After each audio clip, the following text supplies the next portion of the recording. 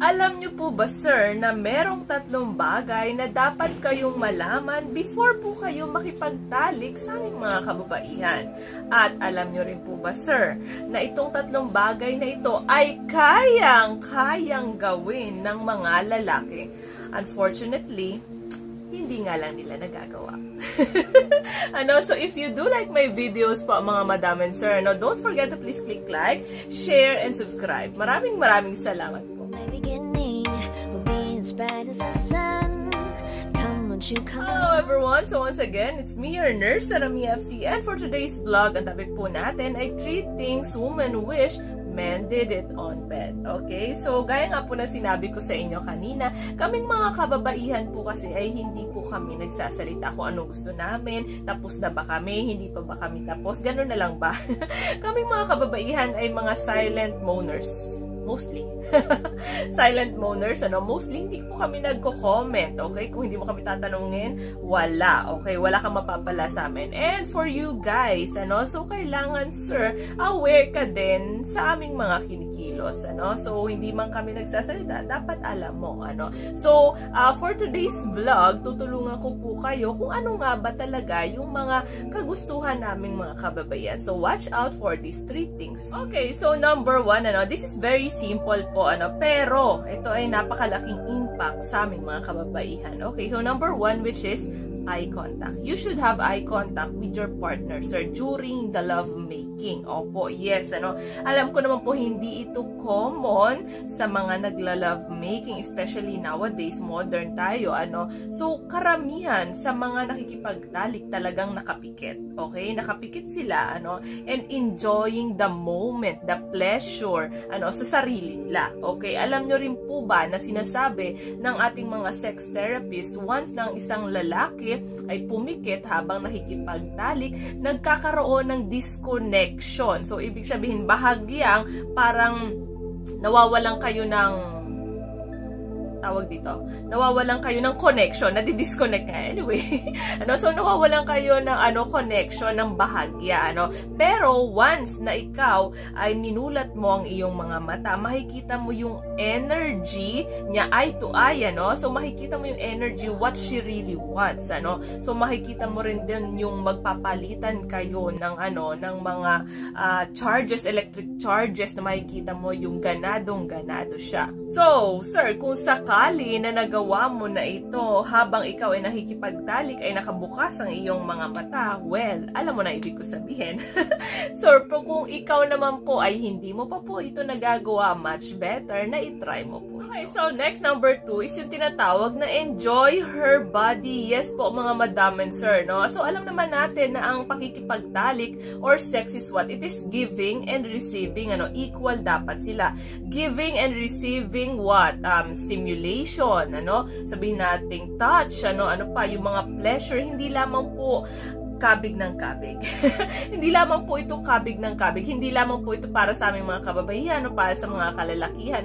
Dapat po ay kayo ay parehas, mga madam and sir. Kung si sir ay mahilig na siya lagi ang binibigyan ng pleasure, sir, dapat makinig ka. Hindi lamang naman po, madam, kung ikaw ay tamad, dapat din po magbigay ka. Hindi lamang po tanggap ng tanggap.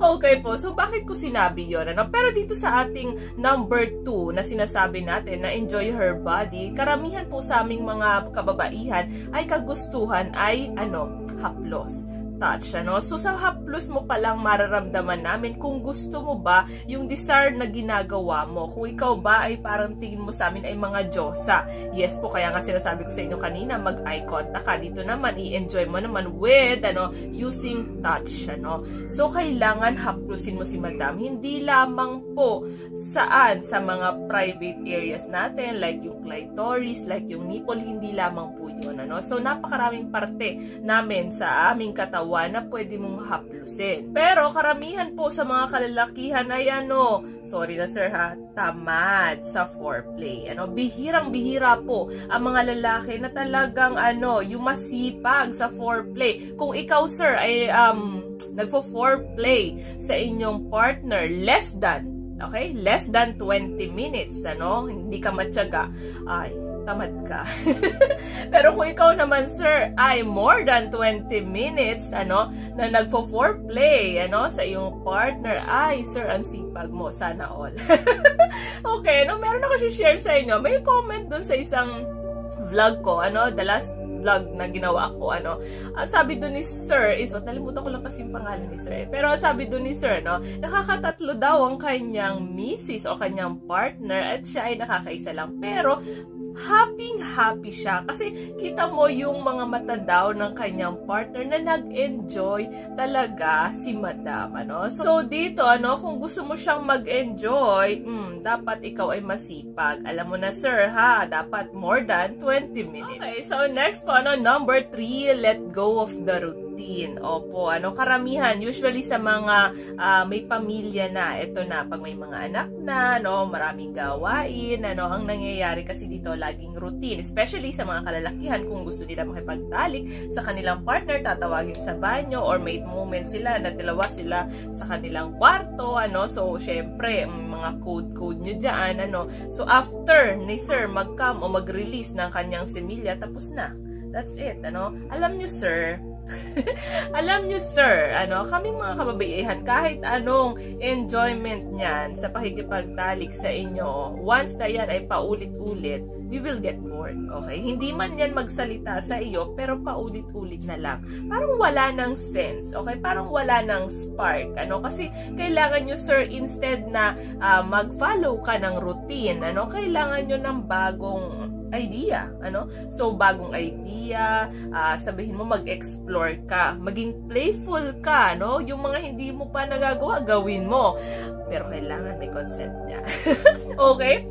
So, ibig sabihin, wag harsha ng harsha, okay? So, kailangan with consent ni madam kung gusto niya yung mga ganong bagay, Pero, be creative, be playful, Iba't iba, Hindi lamang yan sa pag-penetrate ng inyong ari sa kanyang ari.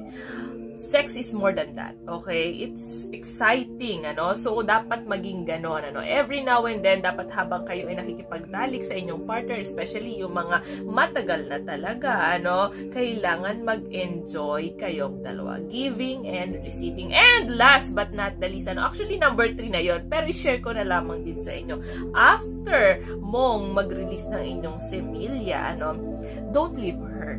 Okay? So, huwag nyo iwan. Okay? Bakit ko sinasabi to? Karamihan sa aming mga kababaihan, after na ikaw ay mag-release ng similya, hindi pa po kami tapos. Okay? So, ibig sabihin, stay with her.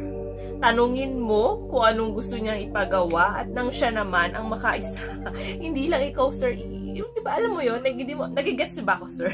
Hindi lang po ikaw ang dapat mag-enjoy at mag-receive ng pleasure, So, dapat siya, tanungin mo din siya. Tapos ka na ba? Saan mo gustong hawakan kita? May gusto ka pang ipagawa sa akin? Itanong mo sa kanya.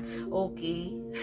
So, this would be the end of my vlog. Thank you so much for watching, and hopefully, sir, na magawa mo yung tatlong bagay na yan, Don't forget to have an eye contact with her. Okay? Let go of the routines and enjoy her body, And don't forget, after you come, don't leave her. Stay with her, okay? So, thank you so much po. God bless, and bye. And yes, shoutout time naman po, binabati ko po si Sir Nel Vlogs, the one and only, tama ba? The one and only. Hindi ni Sir sinabi kung taga saan siya, pero thank you so much for watching, and lagi po kayong nanonood. God bless! Next po, binabati ko rin si Sir Samuel Matugina, Hindi niya sinabi kung taga saan siya, pero thank you so much for watching, and God bless! Next po, binabati ko rin si Sir Diego Jimenez. Thank you so much po, Sir, sa palagi niyong panonood, and hopefully na hindi po kayo magsawa. Next po, binabati ko rin si Sir Herson Geogangco. Hindi ko lang po alam kung taga saan si Sir, pero tama po ba, Sir, yung aking pronunciation sa inyong surname? Hindi ko kasi alam kung Herson Geogangco or Herson Geogangco or Herson Geogangco. Anyway, Sir Herson, thank you so much po for watching, and yes po, purely education na lamang po tayo, and sana mabawas-bawasan ang ating mga bashers. Yes, binabati ko rin po si Sir Danilo Andres from Bangkok, Thailand. Hello, sir. Actually, first time ko lang po may batiin talaga sa Thailand, and it would be the first. Salamat po, sir. Thank you so much for watching. Yes po, binabati ko rin si Sir Reynaldo Insigne from Qatar. Hello, sir. Hindi ka na, sir, silent viewer kasi nag-comment ka na. Okay, so next po, binabati ko rin si Sir Romel Amable. Thank you so much for watching in. Talagang, yung iba, nababadlit kasi tawa ko ng tawa. Anyway, talagang ano po ako masiyahing tao lang.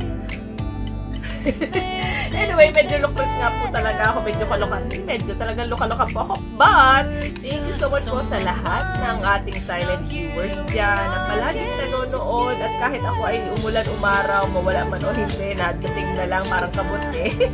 Nanonood pa rin po kayo. So, maraming salamat po. Thank you so much and God bless.